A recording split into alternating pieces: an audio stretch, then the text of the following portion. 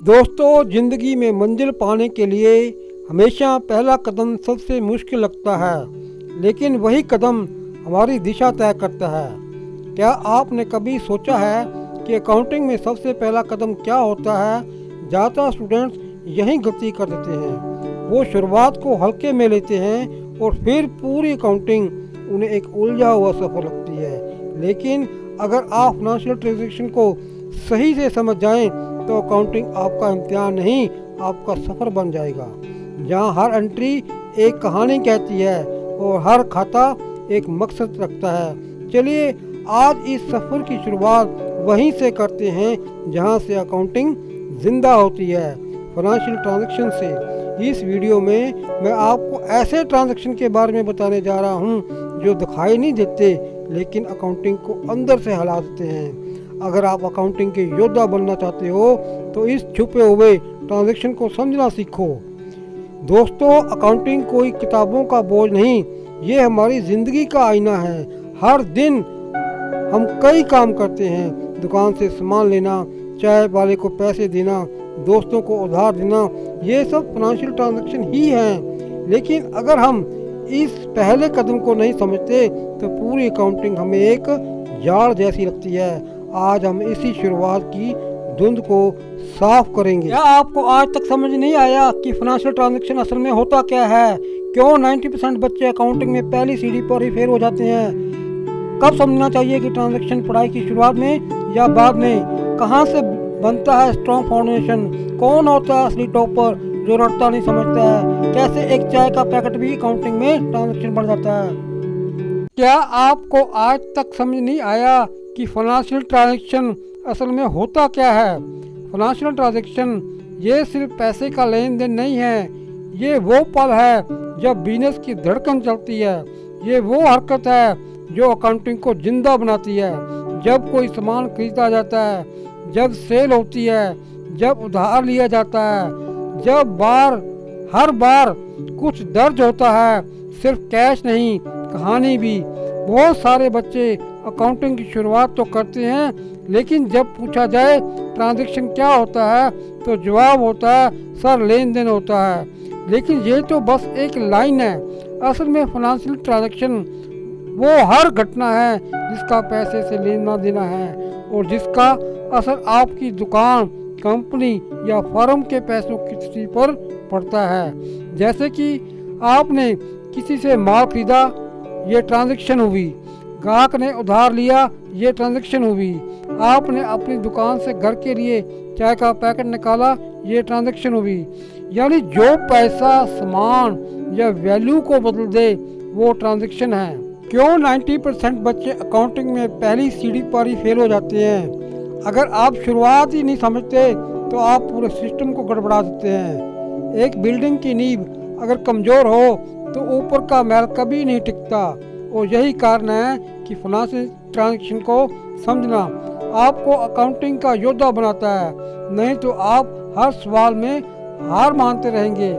फिर वही बिल्डिंग मजबूत फाउंडेशन के साथ खड़ी होती है, क्योंकि शुरुआत में ही हम सुनकर और रटकर आगे बढ़ते हैं। हमें कोई समझाता नहीं कि ट्रांजैक्शन क्या है, बस कह दिया जाता है कैश या डेबिट करो। लेकिन बिना ये समझे कि ट्रांजैक्शन क्या है, क्यों होता है, किस लेवल पर इम्पैक्ट करता है, तो हर चैप्टर ऊपर से लगेगा और यही बच्चा फेल हो जाता है। फाउंडेशन हिल गया तो बिल्डिंग कैसे टिकेगी? कब समझना चाहिए ट्रांजैक्शन, पढ़ाई की शुरुआत में या बाद में? सही समय सिर्फ एक है, शुरुआत। जब कोई बच्चा पहली बार अकाउंटिंग की किताब खोलता है, उसी दिन अगर वो समझ जाए कि ट्रांजैक्शन का मतलब क्या होता है तो बाकी चैप्टर अपने आप बैठते जाते हैं। ये फर्स्ट बटन है, अगर ये गलत लग गई तो पूरी शर्ट टेढ़ी हो जाएगी। कहाँ से बनता है स्ट्रॉन्ग फाउंडेशन? फाउंडेशन सिर्फ किताब से नहीं बनता, फाउंडेशन बनता है सवाल पूछने से, रियल लाइफ से जोड़ने से और बार बार सोचने से। क्या ये भी ट्रांजैक्शन है? जब बच्चा हर चीज में अकाउंटिंग ढूंढने लगे, मम्मी ने दूध वाले का पेमेंट किया, हाँ ये भी ट्रांजैक्शन है। इलेक्ट्रिसिटी बिल आया, हाँ ये भी ट्रांजैक्शन है। तो वहीं से फाउंडेशन स्ट्रॉन्ग होने लगता है। कौन होता है असली टॉपर? जो रटता नहीं समझता है। असली टॉपर वही होता है जो अकाउंटिंग को किताब की लाइनों में नहीं, जिंदगी की कहानी में ढूंढ लेता है। वो हर फाइनेंशियल ट्रांजैक्शन को केवल जर्नल एंट्री नहीं समझता, बल्कि एक कहानी समझता है। किसने दिया, किसने लिया, क्यों हुआ, कैसे लिखा गया। रटने वाला स्टूडेंट सवाल खत्म होते ही भूल जाता है, लेकिन समझने वाला स्टूडेंट वही चीज़ इम्तिहान में भी लिखता है और ज़िंदगी में भी इस्तेमाल करता है। याद रखो, रटने वाला कॉपी भर देता है, समझने वाला अपना भविष्य। कैसे एक चाय का पैकेट भी अकाउंटिंग में ट्रांजैक्शन बन जाता है। अब यह सुनने में तो मजाक लगेगा, चाय का पैकेट ट्रांजैक्शन कैसे हो गया।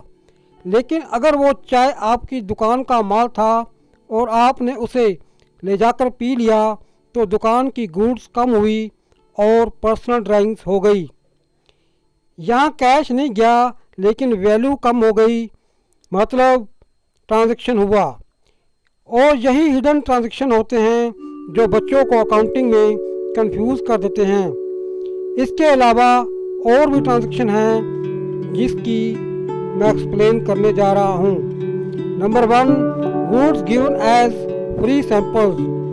बिजनेस ने मार्केटिंग के लिए कस्टमर को सामान फ्री में दिया।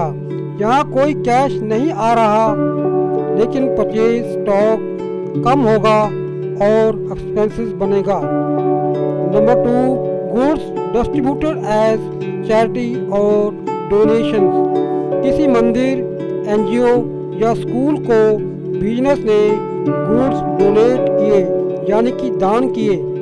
स्टूडेंट अक्सर इग्नोर कर देते हैं, लेकिन ये एक्सपेंसेस हैं और स्टॉक से निकलता है।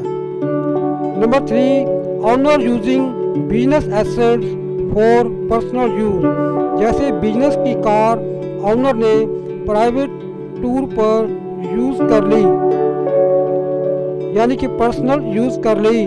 फ्यूल और डेप्रिसिएशन दोनों का इफेक्ट बिजनेस एक्सपेंसेस में लेना चाहिए। Number 5, outstanding expenses, hidden liabilities. Salary महीने में दी नहीं गई लेकिन ड्यू है, ये फ्यूचर में पे करनी होगी, इसीलिए इसे रिकॉर्ड करना जरूरी है। Number 6, depreciation on assets. Cash outflow नहीं होता, लेकिन वैल्यू कम होती है। स्टूडेंट इसे इग्नोर कर देते हैं, पर ये नॉन कैश ट्रांजैक्शन है। इंटरेस्ट ऑन कैपिटल और ड्राइंग्स।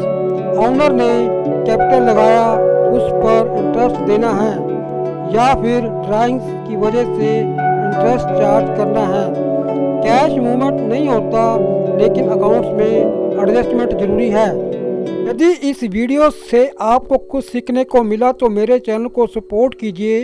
मैं गुरबख्श लाल, और मैं आपके हर सपने के साथ खड़ा हूँ। चाहे आपका सपना सीए करना, एमबीए करना, एमकॉम करना या कॉमर्स में टॉप करके अपने परिवार का नाम रोशन करना, मैं आपके सपनों को सपोर्ट करता हूँ, क्योंकि आपका सपना ही मेरी शिक्षा का मिशन है। Thanks for watching.